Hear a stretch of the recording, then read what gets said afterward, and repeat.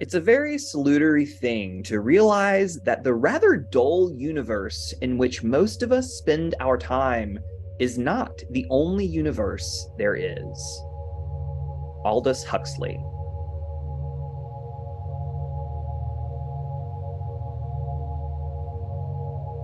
Bending, not breaking. A new season.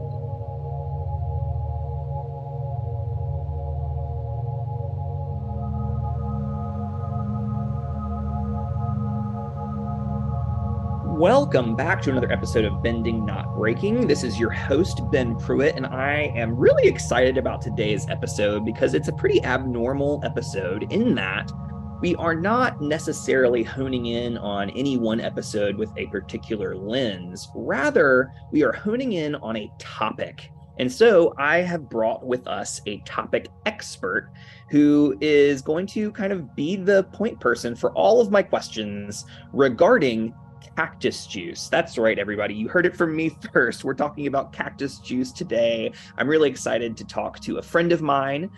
Kaleb is a psychonaut, a psychedelics educator, and a minister who studied altered states of consciousness in graduate school.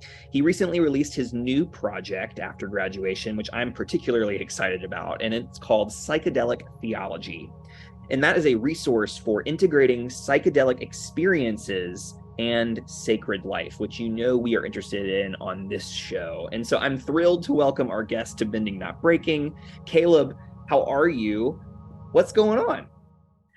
Hey there, I'm doing pretty well. Had the day off from work. I'm a delivery driver in my day job right now.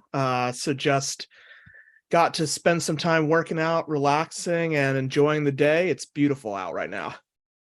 Yeah, I had the option to work outside today, and frankly, I opted not to because it was so humid and hot this morning. But now it feels better than it did, oddly, earlier today.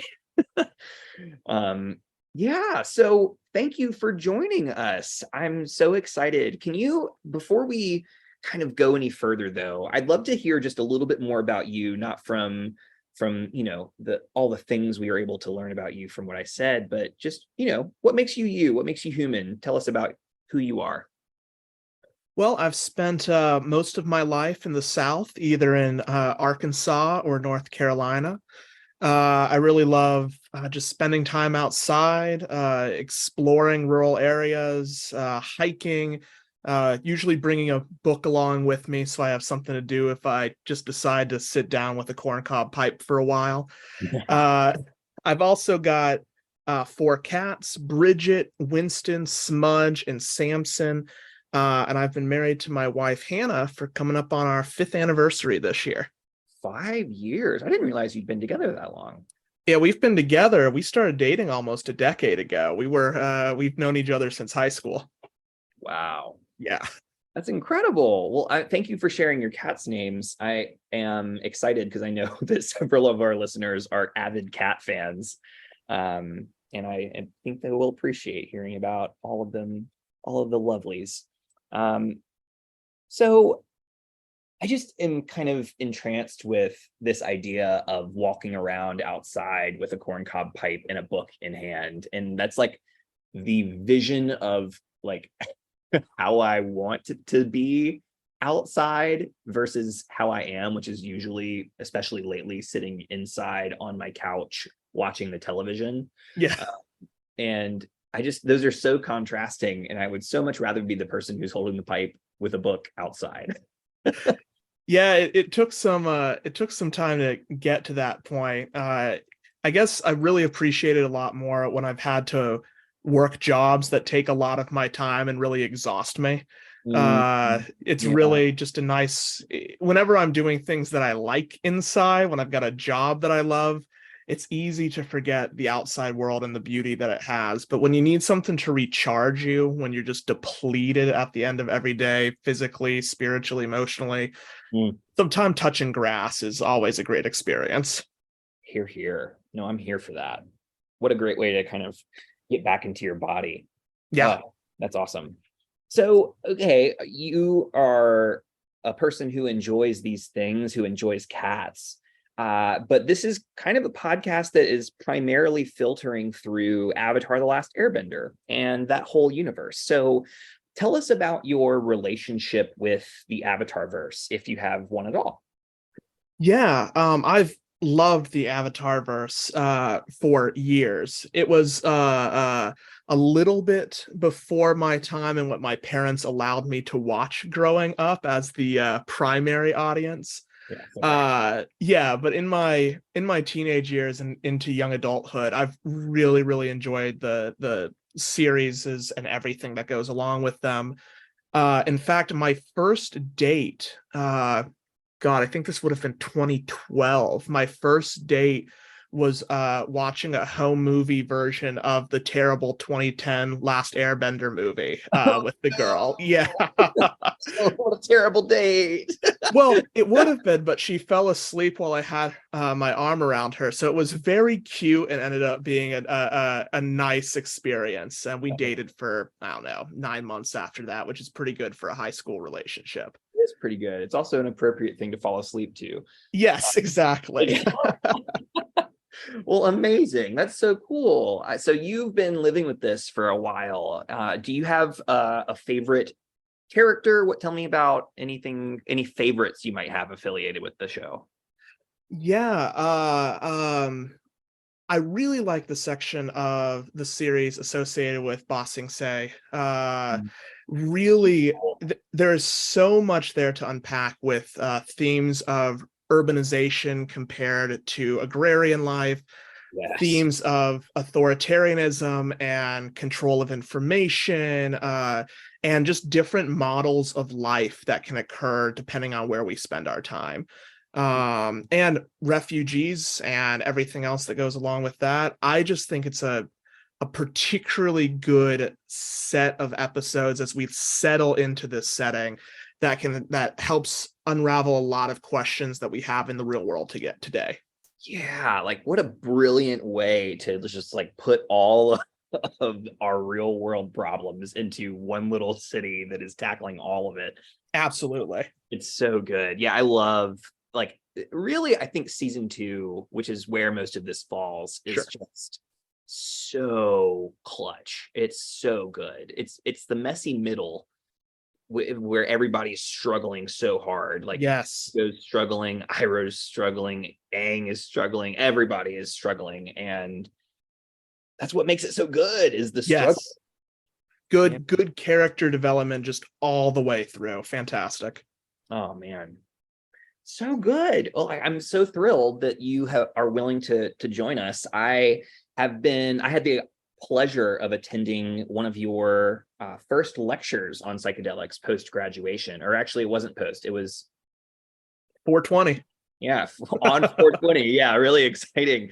And so I was very intrigued with the information you had to share, and I wanted you to come and talk to us about it. And I figured what a great opportunity to talk about Cactus Juice, to learn more about psychedelics generally speaking, and to learn about how that operates in this universe, but also in ours. And so I'm curious, can you just kind of give us a 101 on like what is your relationship with psychedelics, since that's kind of our lens today, but then also like what's the 101, what are the basics that we kind of all need to know? And I may or may not interrupt you with questions. Yeah, please interrupt me at any time. It's I always have a hard time remembering what people know and don't know and what vocab is new or novel, so please feel free to interrupt at any time. Amazing. Uh well, I've used psychedelics for a couple of years now and had several dozen psychedelic trips using LSD, psilocybin, that's the active ingredient in magic mushrooms, DMT, that's the active ingredient and one of the active ingredients and what you've probably heard of as ayahuasca.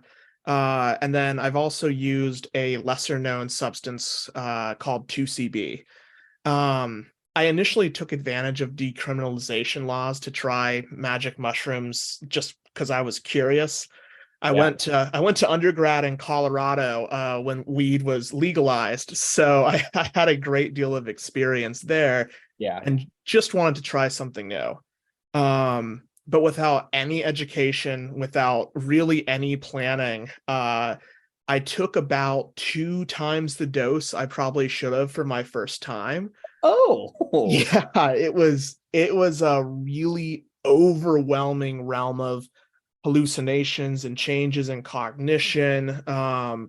But I held on. I made it to the other side. And I was just impressed with this realization that I needed to be a better person at the end of it, that life is short, that we only get one go at it, and that I needed to make this the best that I could make it. so Yeah, can I pause there? There's sure. a I'm hearing from you that a few things. Uh, I'm curious about one, the nature of that change. Uh, Hmm.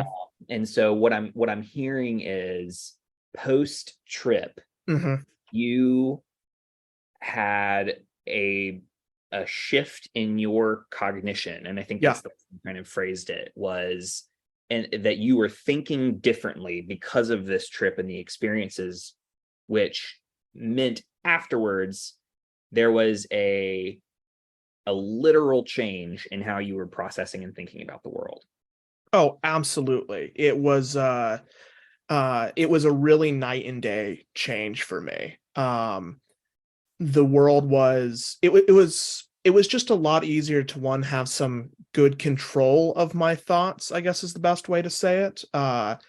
So it was easier for me to focus on the things that are beautiful in the world and not the things that are upsetting or the things that are painful. Yeah. It was easier for me to focus on love instead of fear.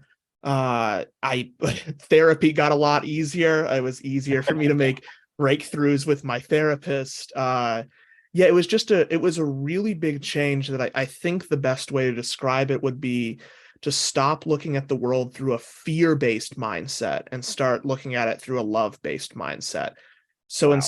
yeah, so instead of I'm going to live and work and do because I'm afraid of the consequences, I'll have Yep. to drop out of school, I'll get fired from my job, my marriage will be on the rocks. Yeah. Instead of doing life because I was afraid, doing life because I love learning, because I love my job, because I love my wife.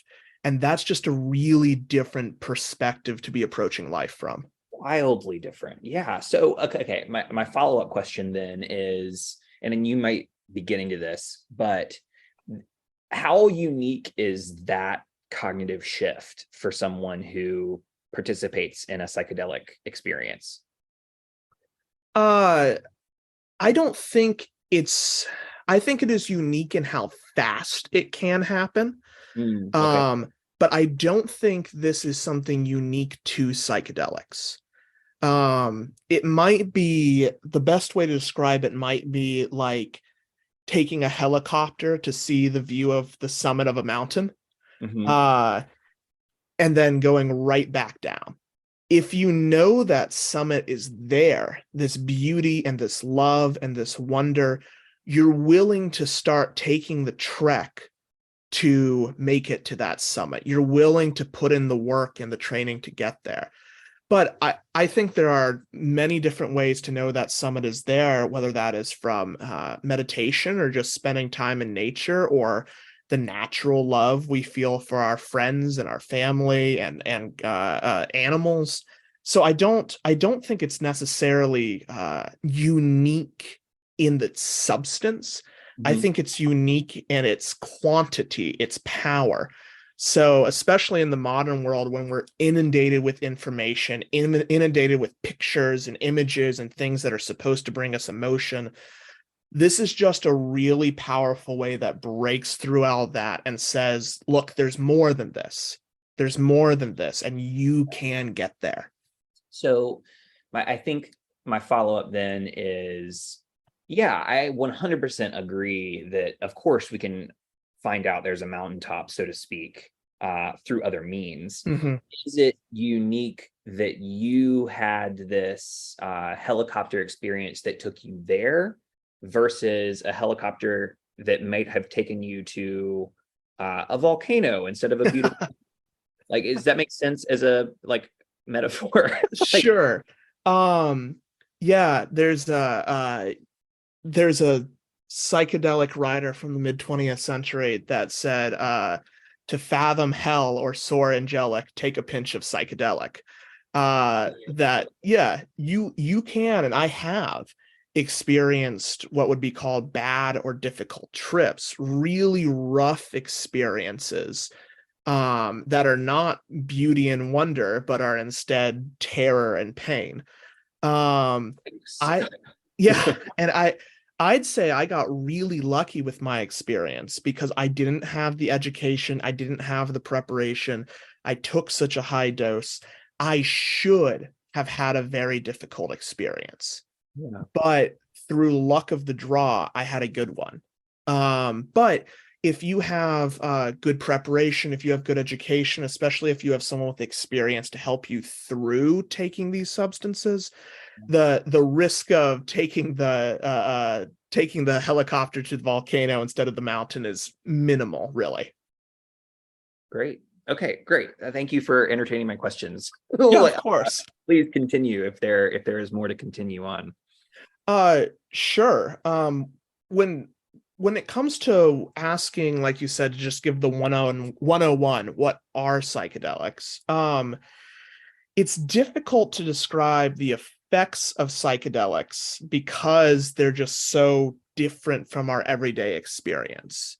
But I think we can get sort of a good idea of what some of these experiences can be like from thinking about the big moments in our lives. So if you think about maybe it was for you or someone else, graduation or getting married or the birth of a child or reaching a goal you've wanted to reach for years. And there's this feeling as if time is slowing down. Like you can't believe you're here. You might feel euphoria or wonder or awe.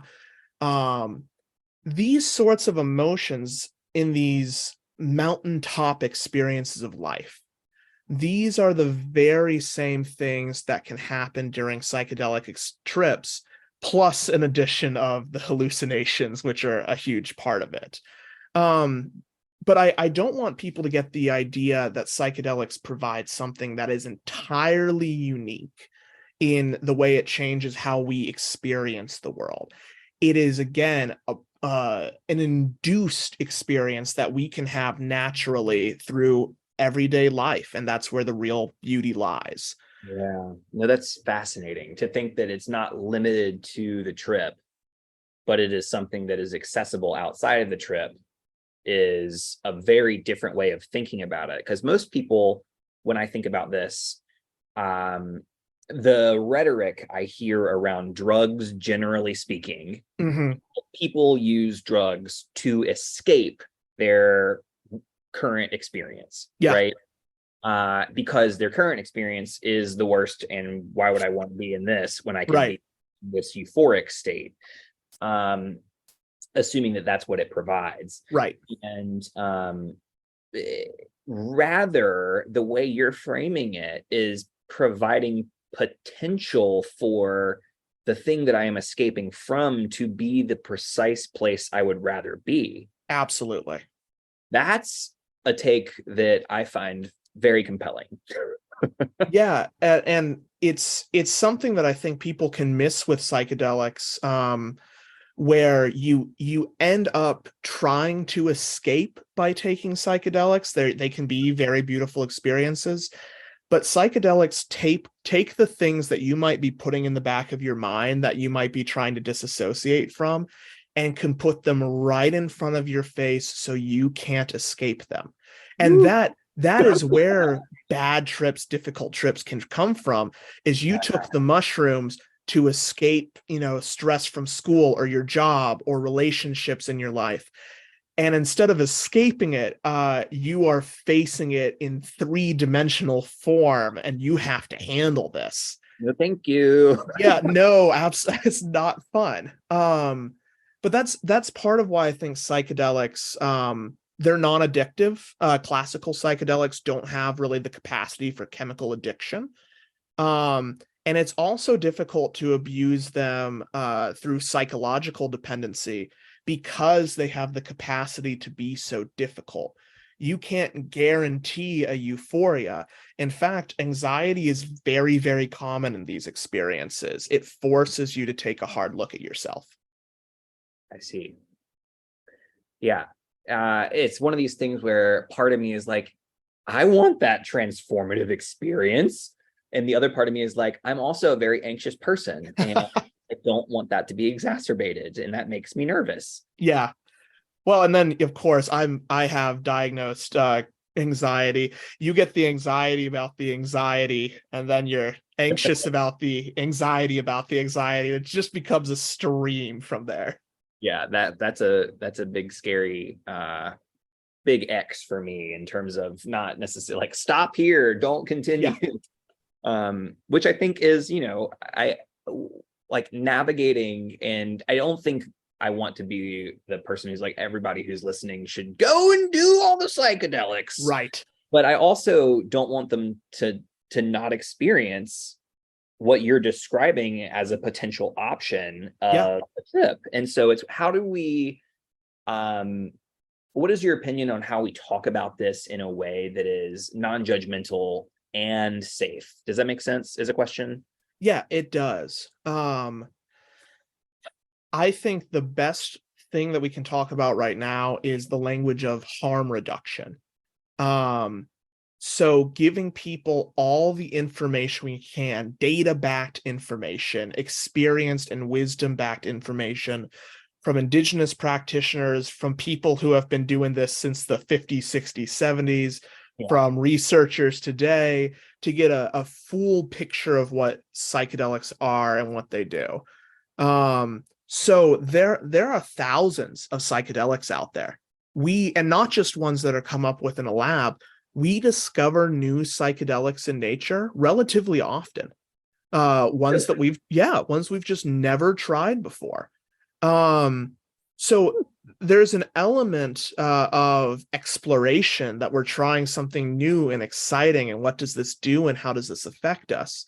Yeah. But that's what a lot of people come to psychedelics too. What I came to it with was curiosity, excitement, exploration, but that has to be tempered with wisdom and with some restraint there, where we don't have to fear these substances, but we do need to respect them. These are not just party drugs. These are substances that indigenous people in particular have used for 4,000 to 6,000 years. That is a long time. And that is how long it's taken to come to a good, sufficiently wise relationship to these substances. I don't think we can do that just by reading a pamphlet and deciding that we can handle this. Yeah. I'm curious about the why, historically speaking. And so people have people just been doing it recreationally? Like, what was the intended purpose, say, for indigenous cultures to be using this 6,000 years ago, or whatever year it may be? Like, you know what I mean? I'm curious about the historical intention behind the use. Well, unfortunately, especially with how many records were destroyed during colonialism, because these substances were mostly used in Mesoamerica and Amazonia. We don't have great records before Spanish colonialism. But we do have a handful of natural scientists and writers who are very, very sympathetic towards the indigenous cause, really fought back against the brutal Spanish colonial regime. And they have a very, I think, rather honest and sympathetic view of psychedelic use. And what they record was that, one, psychedelics were used as a means of communal communal cohesion, I guess is the best way to say it. So people taking these substances together at a feast or at a party or something similar to interact with each other, to interact with ancestors who had gone before in the spirit realm. And this created a sense of timeless social cohesion with the people that you lived with now and with those who had happened before.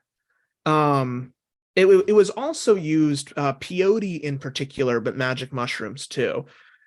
These were used to get information from the spirit world.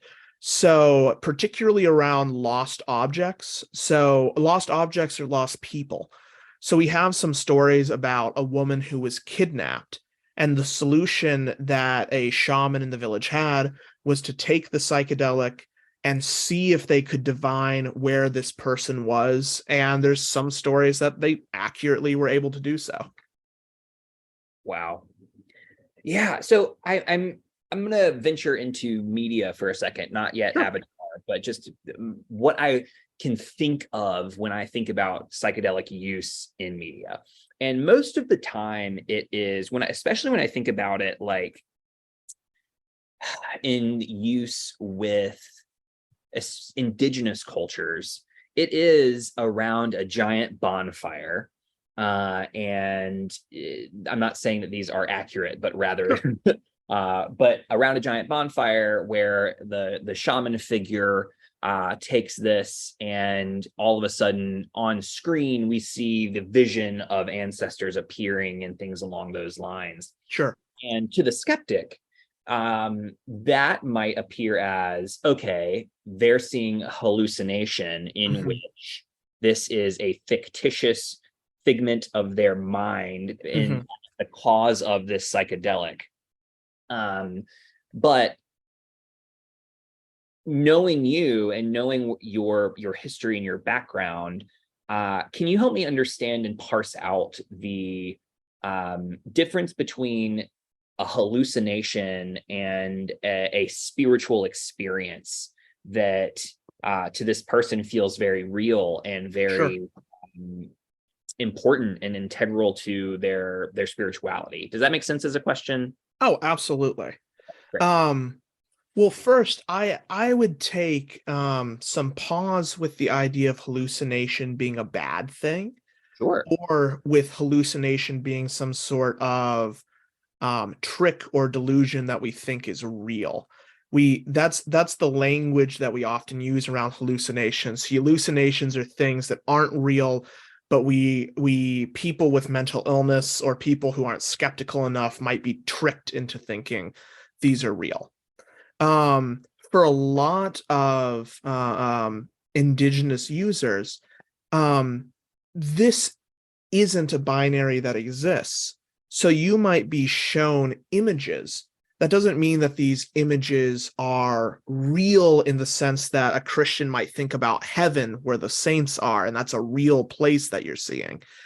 But instead, that this is similar to a dream, that these are archetypes, images, ideas that can influence the person, that can influence the people who are not taking the substance, or other people with them who are. And they're fully aware that these aren't. They're fully aware that these aren't actually deities or actually spirits.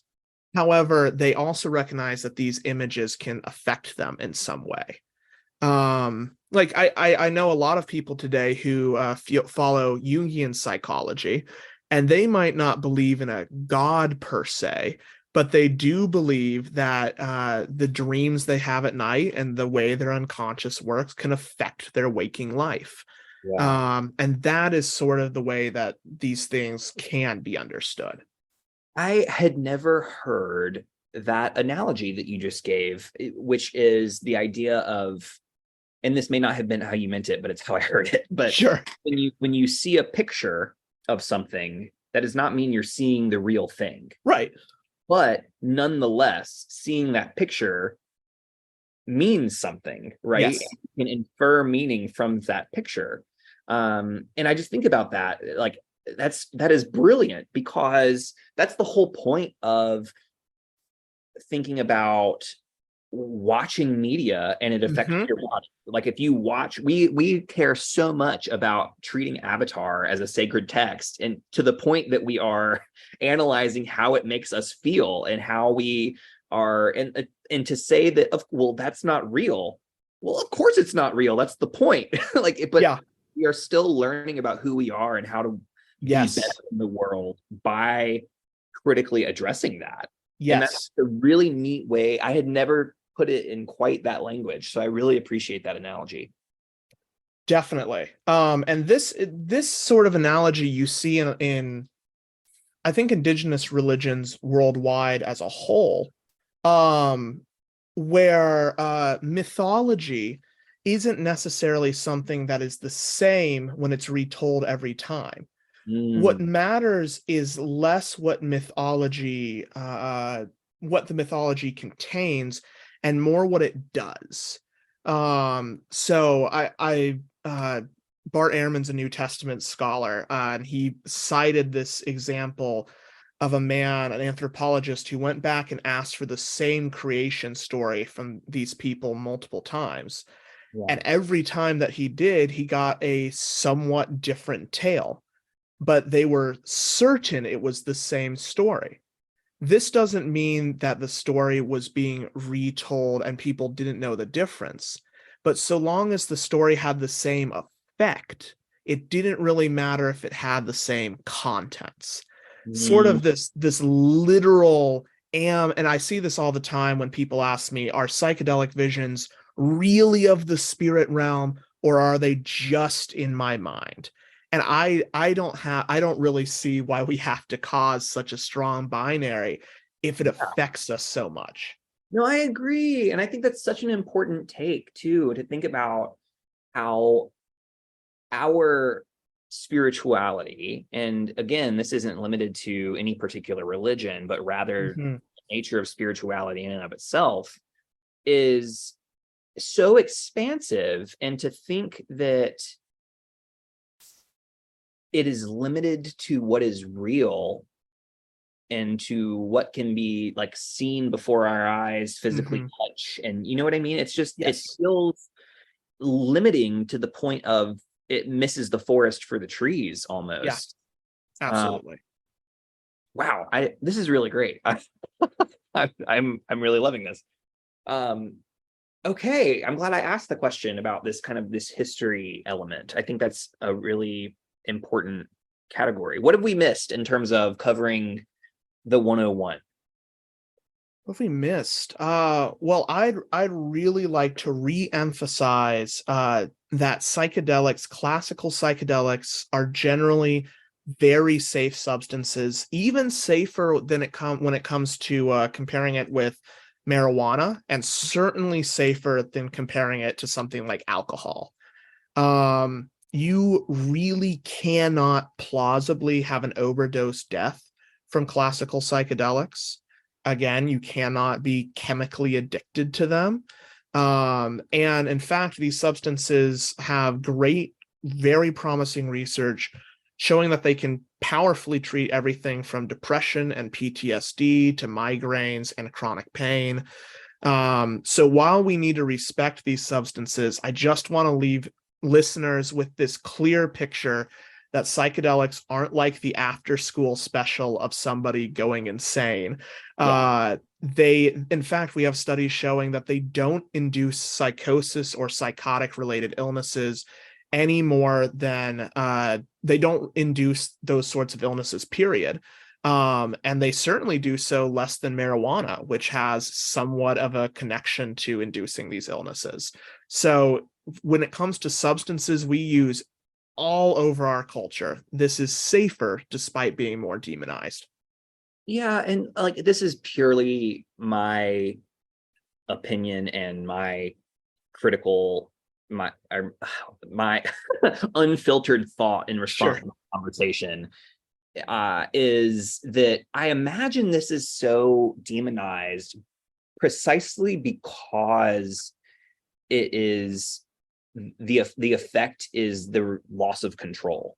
Mm, And I for how much our culture, and I say that liberally, Sure. speaking of the United States, like thinking about how attached we are to control, that the idea of losing control and then coming out of it with a better framework, it is Yeah. easier to like demonize that person and say you didn't work for it, which is a function of capitalism and meritocracy. And it just makes sense that it would be demonized the way that it is in our cultural context. Absolutely. I think it was say what now? I missed that. I was just saying I love thinking that it shouldn't be as much as it is. Absolutely. There's a Alan Watts quote from a lecture he gave where he talks about how letting go in our culture is quite mad. That we always want security, police, vigilance, and then you end up having to ask, well, who's going to guard the guards? Who's going to watch the police? Who's going to do all of these things? And wondering about the sort of world we would have if we did not focus, like I said before, on fear, but focused on love. That you don't need to get to the point where you have police guarding the police if you have a society where we're willing to take care of each other, even when we do lose control a little bit. You're here. You're speaking my language. Amazing. So I am going to shift our conversation. We have kind of been talking about psychedelics at large, Sure. and the 101, the basics.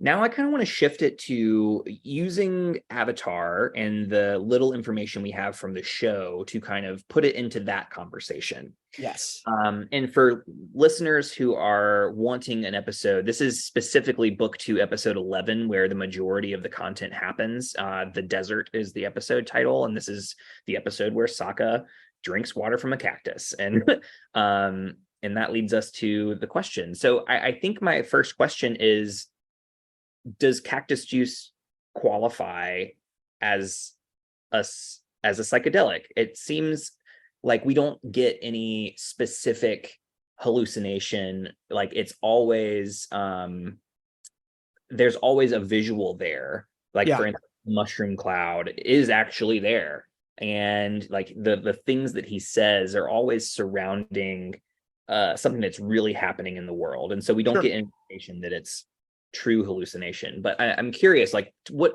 in your opinion, like, what is it, and does it qualify? When I rewatched these scenes several times preparing for this podcast. And I think it would count as a psychedelic, like Cactus Juice would. And I think it is actually a really accurate depiction of how psychedelics would be with hallucinations. Oh, right. Yeah, when we think about psychedelic hallucinations, we might think hallucination means seeing something that's not there, right? So like you just said, the mushroom cloud is really there. The cloud is really there. The moon is really there, and yet there are hallucinations. Though we do get one hallucination where when they're fighting the hornets or the bees, where he's swatting at the air for one that's not there. Yeah. So we do get one example of that, but for the most part, it is changes in how we perceive things that are really there. And that's how psychedelics largely actually are. So you're not necessarily, you can be with drugs like DMT, but the majority of psychedelics, you're not launched into a completely different realm than this one or see things that aren't there. Instead, the things you see just change. So one of my cats, Bridget, a little bit more cat content for your listeners. Always love that. Yeah. But I saw her just absolutely covered in a rainbow, just absolutely beautiful. Now, my cat was really there, but the colors, the way I perceived the color spectrum had completely changed. And I think that's actually a pretty accurate depiction of what goes on with Sokka, where the world around had changed, but it's still the world around him. I found, especially when it comes to sort of the the lightheartedness or the silliness or just the fun that comes with his experience. I think that's also a pretty good picture of psychedelics when taken well. They're fun. They have a lightheartedness to them. Even a mushroom cloud can become a good friend, the friend mushroom that you can enjoy looking at. Yeah, no, that makes a lot of sense. I appreciate that framework. I have not done psychedelics, so this is coming from a complete noob. Yeah. Aside from what you have given me in our previous conversations. So this is really interesting to kind of think about how, again, I am kind of betraying my previous misconceptions, right? By asking some of these questions. And I think that's really helpful to kind of learn the difference between, like, I think the fear mongering, I think is a word that I might pick for around psychedelic use, right? We're trying to create fear around the thing in order to scare people away from it. And I think the idea of I lose all control and I see things in front of me that aren't there is really terrifying. Yeah. Reframe it as something that, no, you're just reacting differently to the things that are in front of you. It's still like a thing, but it's not nearly as terrifying as complete loss of sense, right? Yeah. And I think this sort of misconception, I don't think just comes from people who are trying to scare you about psychedelics, but can also come from the sort of person who is deep into psychedelic subculture and likes to brag about how many psychedelics they've taken or how high a dose, where they'll go on about these, it was scary. I took 18 grams of mushrooms. I did all these different things. Yeah. And it's depicted as scary, but something that they conquered because it's a way for them to, ironically, instead of killing the ego, a way to build up their ego. So I think a lot of the stories that we have in subculture about how psychedelics work and how scary they can be not only come from people who are fear mongering, but from people who who really want to build up how awesome they are when retelling their stories of psychedelics. Yeah, no, that makes sense. I think that's a helpful framework for us. So one of the things I remember about your lecture is if you happen to be thinking about doing this, it's important to be thinking about setting yourself up in a series of ways. You want to make sure that you're in a good place, you're in a good mental state, you're in a good, all of these things that you kind of previously listed. Can you kind of outline what some of those things are at the top of your list, if not the exhaustive list, in terms of what you might do in order to create a safe space and mindset to engage with this material? For sure. The two things to always remember with psychedelics is set and setting. Set being your mindset, like you just said, your sort of how you're doing mentally. And then setting being exactly what you just said as well, the space in which you take these substances. So it's okay talking about set or mindset.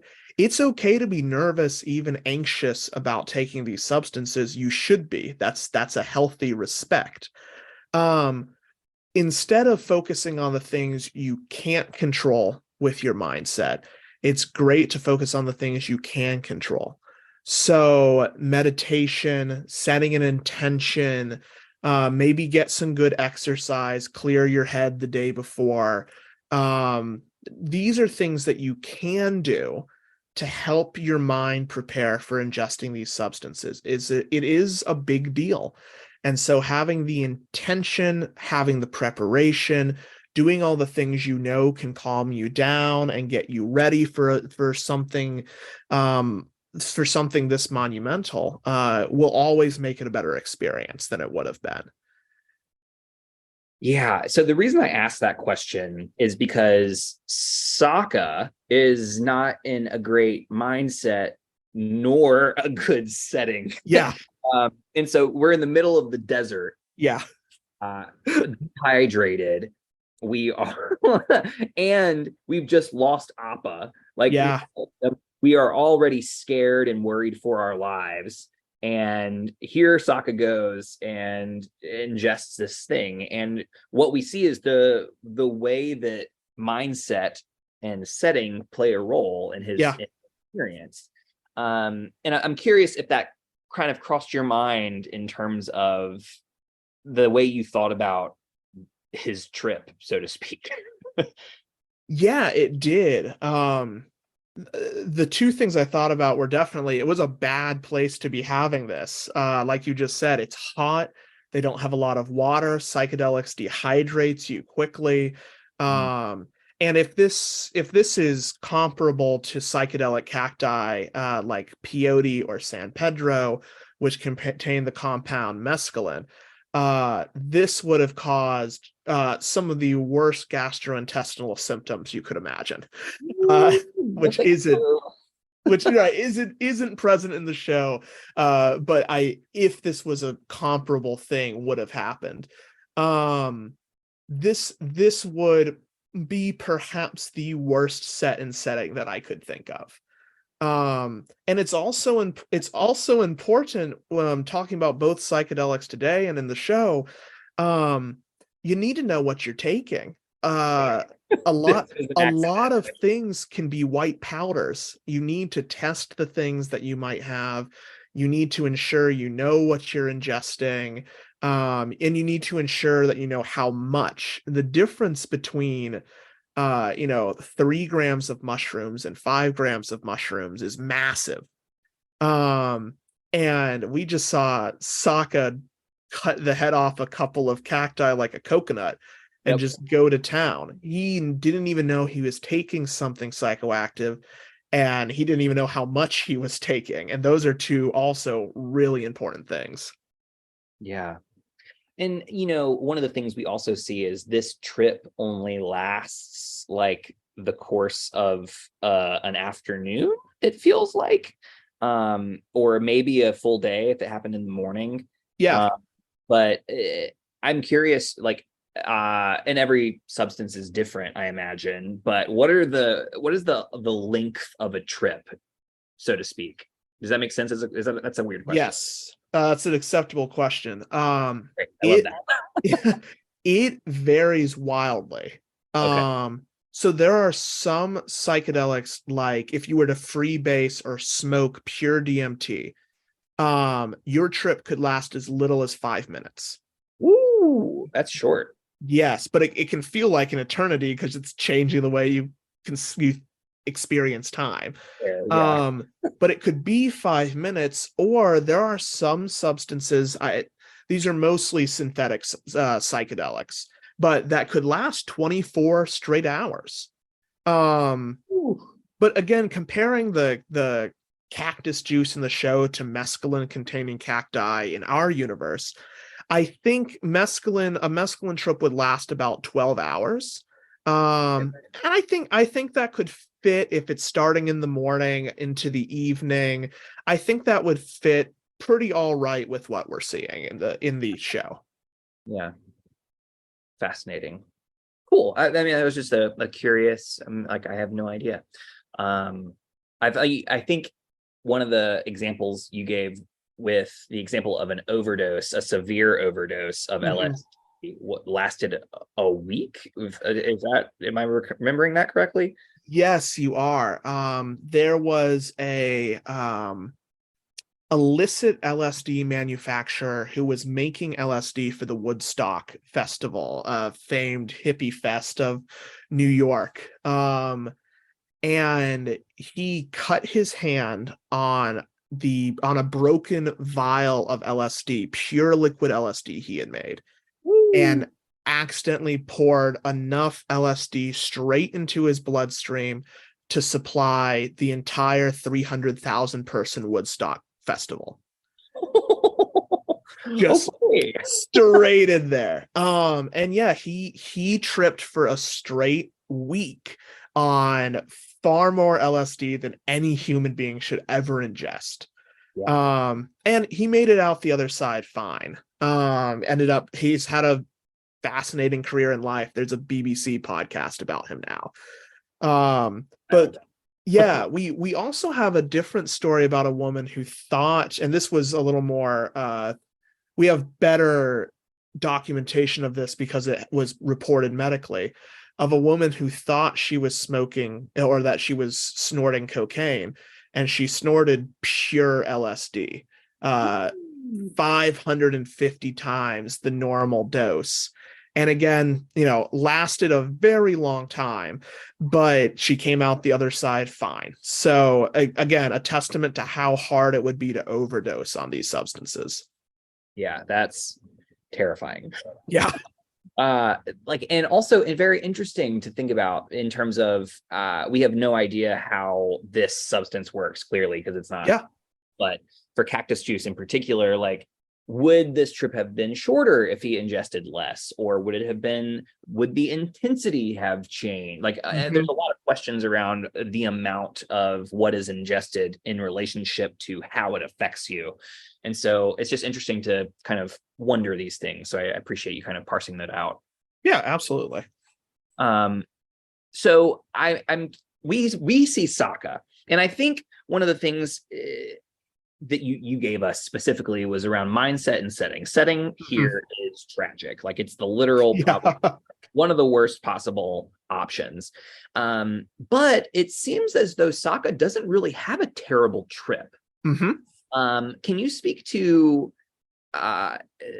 what is it perhaps about his mindset that might have counterbalanced that a little bit? I'm curious as to your perspective on that. Yeah, I think it's later on in the episode where they make it to I can't remember if it's a bee or a hornet's nest. Yeah. Wasps, yeah. And he just licks something that he had found on the cave wall and just says, well, I have a natural curiosity. I think that was his saving grace. A natural personality of what's coming next, what's happening next, an openness to the world around him and to new experiences. As we see throughout the series, some silliness, some an edge towards just having fun, a personality that perhaps doesn't take himself too seriously.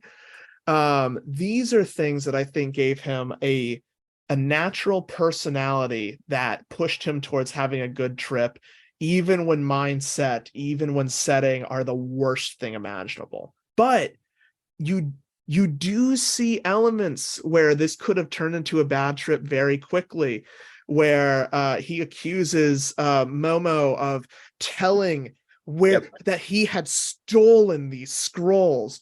Paranoia. Well, yeah, so that is the sort of paranoia where a good trip can turn to a difficult trip can turn to a good trip, and that's why setting is so important.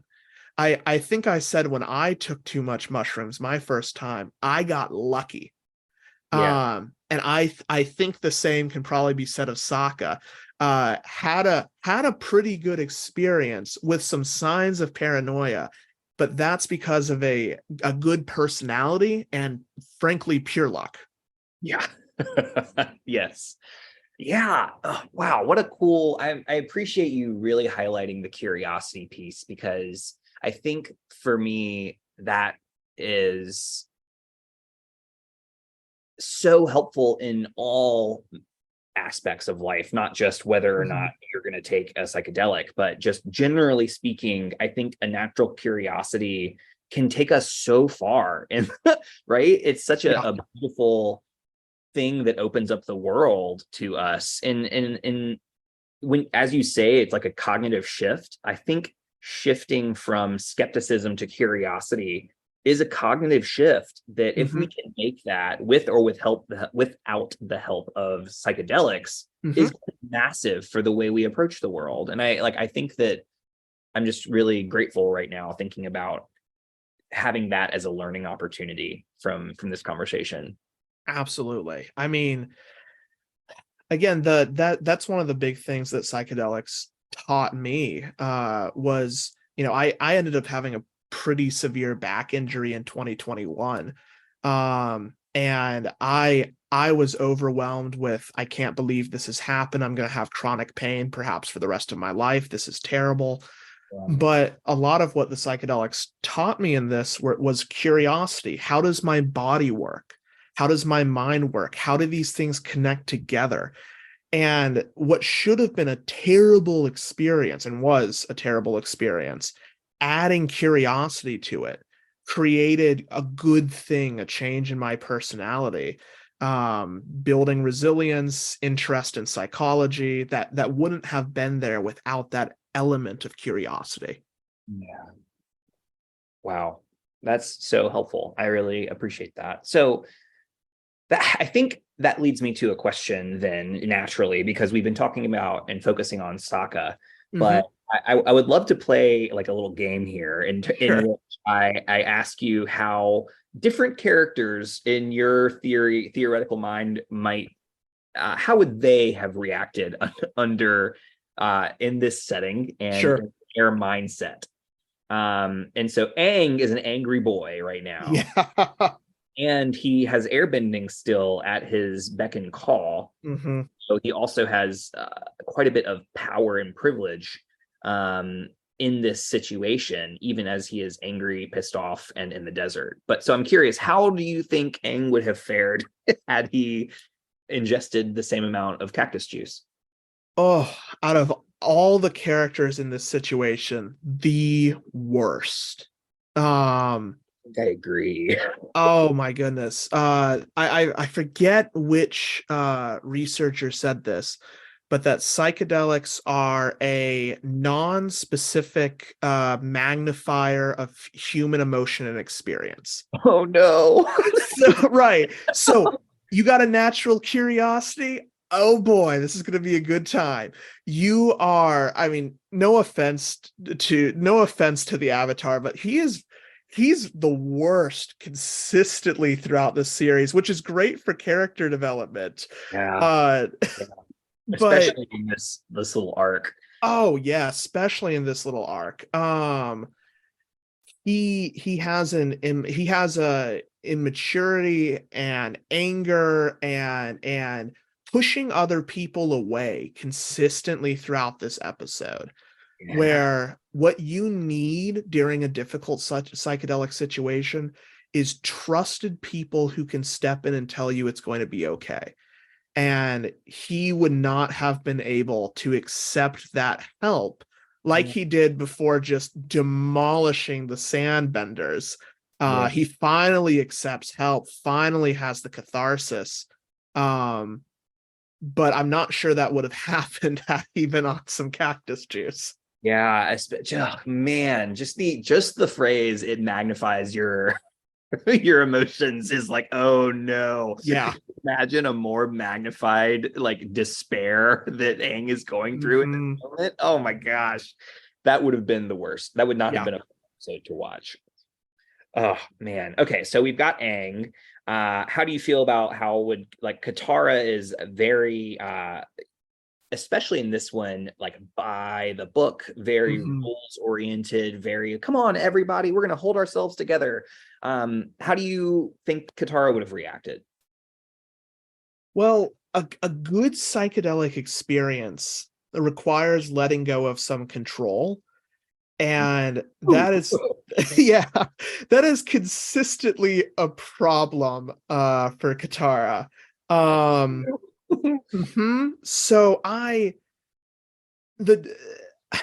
suspect that she would have been one of these sorts of people where you can muscle your way through a lot of psychedelic experiences. You can take your consciousness, your point of view, your ego, whatever language you want to use for it, and push through the hallucinations, push through the changes that are happening, and just keep a grasp on consensus reality, on everyday life, and just hope this goes away eventually. People do that. It sucks, it's painful, and you miss a lot of the beauty. Yeah. And I wonder if that is what would have happened here. But of course, since this is a terrible setting, she still had to hold everybody together. I mean, this wouldn't have been something that was her fault. This would have been something she had to do to get them out of there. Yeah. Yikes. Okay, so we've got a bad trip. We've got a bad trip. Uh, tell me about Toph. Toph has, we're experiencing like this mixed sense of like I did what I had to do, Mm-hmm. and now everyone's mad at me, especially Aang, and Yeah. feeling like this sense of guilt. I imagine she's feeling, but also she's tough and kind of irascible, and did what she thought was best, and is probably going to stand by that. So I'm curious, what do you think about Toph? I'm not I think this could go either way. I think her personality, she obviously has a lot of resilience, Mm, and a very good sense of self, that I think would angle her towards a better experience. Um, but I don't know. I think it could go either way here. I also it's interesting noting as well, that because of her blindness, we have a number of studies that show that people who have been blind from birth experience psychedelics in vastly different ways. ooh, say more. In very very interesting ways. One, during this episode, she can't feel anything beneath the ground because it's all sand. Mm, The sound waves just aren't traveling, the motion just isn't traveling. um One of the things psychedelics causes is synthesia, with the mixing of senses together. oh, um hmm? I said, oh dear. Yes. So, but this can be a good thing. It could be possible that if she is trying to figure out how to feel through the earth, that she might be able to pick up on that as something that she can do, even if she's never felt that before. I thought that might be a possibility when I was watching this in the previous episode. Oh, that's We cool. Yeah, we have stories from people who have been in war situations who said that they could suddenly smell gunpowder coming from a specific direction and know not to go over there. And that's how they escaped a city that was under siege. Wow. So yeah, I wonder if she had an open mind and ended up having a good experience. I wonder if, as frequently happens in some Avatar episodes, or as she discovers with metal bending, right, that there are more powers that she has that she hasn't even begun to scratch the surface of. Ooh, I love that as a possibility. That sounds like thinking about how Cactus Juice in this world could be potentially leveraged as a way to unlock um, bending styles that we weren't, bending capacities that we didn't even know we had the capacity for. Mm-hmm. That's a really neat framework. Wow, that's awesome. Okay. I think for fun, it'd be worth talking about Iroh too.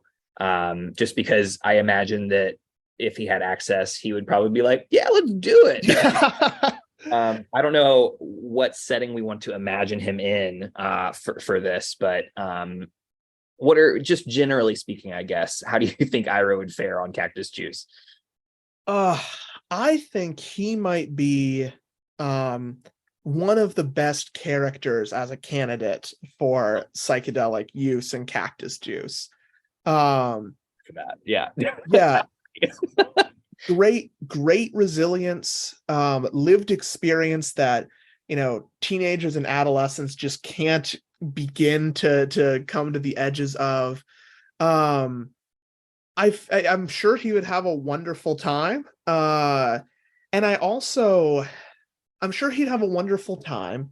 But this reminds me of a story of a psychedelic researcher who had taught at Harvard, who went on to become the guru known as Ram Dass. Uh-huh. And when Ram Dass gave a lot of LSD to a guru that he met when he was visiting Southeast Asia, this guru sat down, sat and sat and sat and experienced this massive psychedelic trip, got to the end and said, well, that was interesting, but that is not enlightenment. And I feel a certain parallel to perhaps how Ira would react, which is, yeah, this was cool, this was interesting, this was neat, but it wasn't the wisdom that I've amassed over my lifetime about how life works and about the beauty of the world around us. I have a feeling that would be his response. I just got chills for some reason in response to hearing that, because I could totally imagine that being a response. Like, Yeah. one of the things that you mentioned very early on in our conversation today was just the idea that this shift in cognition that happens is not something that is like otherworldly or impossible to achieve outside Mhm. of psychedelics. Rather, psychedelics is something that can be a tool to help you see that. And it Yes. seems like what you're pointing to here is the way that Iroh has presents himself throughout this series suggests that he has been in a mindset that is open to the world, that is Hmm. curious, that is seeking the beauty of things, that is really relishing in what it means to live an extraordinary life. And it seems as though we've kind of come full circle there around this idea of you can achieve that outside of psychedelics, right? You can Yeah. achieve that by training yourself with experience and through pain and hardship, frankly, uh, Hmm. to see the world in all of its beauty. Um, yeah, that gave me chills. That's beautiful. Oh, well, what a great conversation this has been. I'm so glad I asked you to join me. This has been amazing. Definitely. Of all the podcasts I've been on or lectures I've given, this has been the most fun. I've really enjoyed this. Sweet. I love when people say that, even if it's for my ego. Um, But what have we missed? Have we missed anything? Is there something we should have covered that we did not in relationship to Avatar and psychedelics, or psychedelics generally speaking? Well, the one thing that I thought was interesting, that was not present in the Cactus Juice scenes, was there was no metaphysical or sort of spiritual element attached to Cactus Juice. And for psychedelics, they have a reputation for inducing spiritual or religious experiences. Um, Now, it's worth saying that not everyone's psychedelic experience resembles anything spiritual. In fact, two-thirds of all people who have taken LSD in trials in the 70s said it wasn't a spiritual experience. But I just would have expected in a show that really is just full of magic that there would have been something there.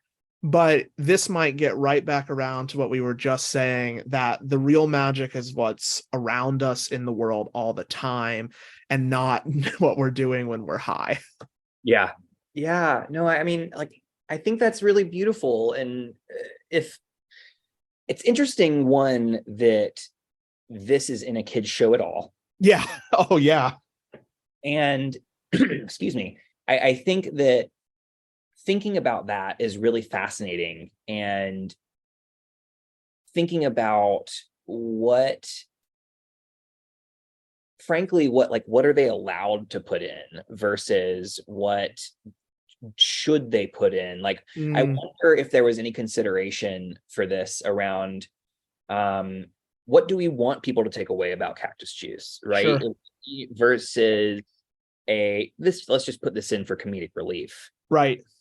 And frankly, the way that we treat this doesn't care about what the writers intended, Right. but more about what we can infer. And I like your inference around maybe it's just alluding to the idea of the magic being how we experience the world.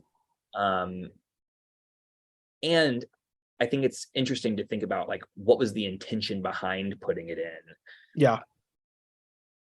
also, I think, just to frame the conversation. But I think you're right. It's interesting to think about when, especially as we talked about in other media, there was all like very much a religious, spiritual Mm-hmm. connotation to the experience for sure. Yeah, absolutely. Yeah. Amazing.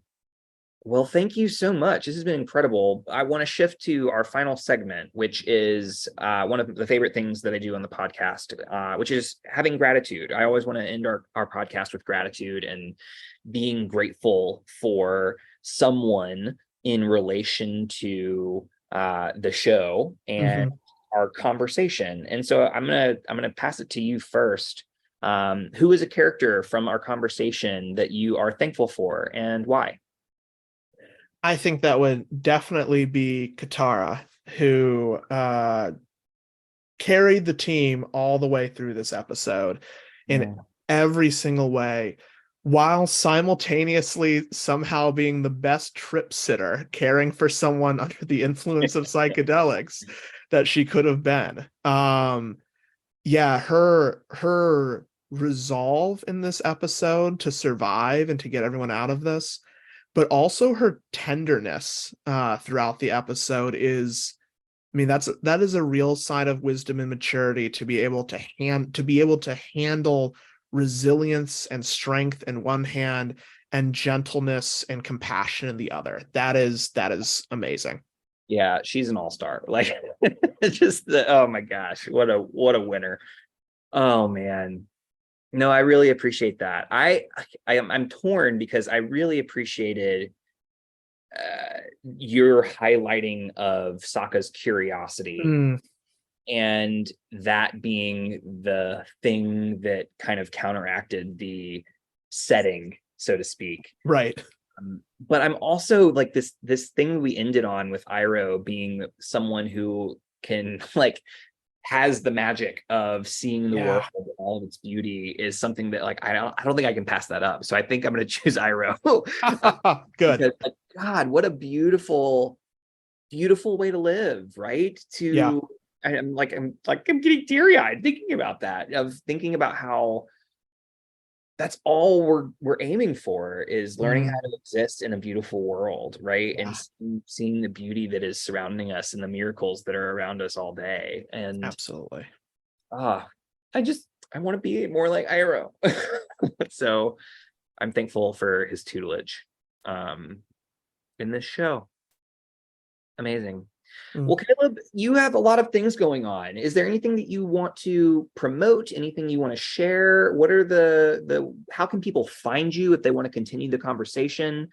If you want to be found, how would you like to be found? Well, yeah, I definitely want to be found. You can find my website is psychedelic theology, all one word, .com. And you can also find me on Facebook, Instagram, and TikTok under the handle Psychedelic Theology. And finally, I'm doing a series on death and dying with psychedelics this summer through my Psychedelic Theology podcast, and that can be found on Spotify, Podbean, Apple Podcasts, and I believe Google Podcasts has now approved me. Amazing. I am in a class on death and dying this summer. And Oh, so good. I didn't even know you were doing that. I knew you were putting out a new thing, but I didn't know that was the framework for it. So that's very exciting. Well, I will certainly be participating in that. And I hope that all of our listeners will check all of those things out. We'll definitely share out when the episode airs. So reminder for everybody, you can also find us at bnb_pod on all the things, and we hope to see you, and I hope you'll interact with us, and I hope you'll check Caleb's work out, because as you've heard, he's clearly got a good handle on all of this, and really incredible to be friends with. So check him out, and thank you again for being a part of this. I am grateful for you. Absolutely. I'm grateful for you too. This was wonderful. All right. And that means we are done with another episode of Bending Not Breaking. Until next time, be well and do good.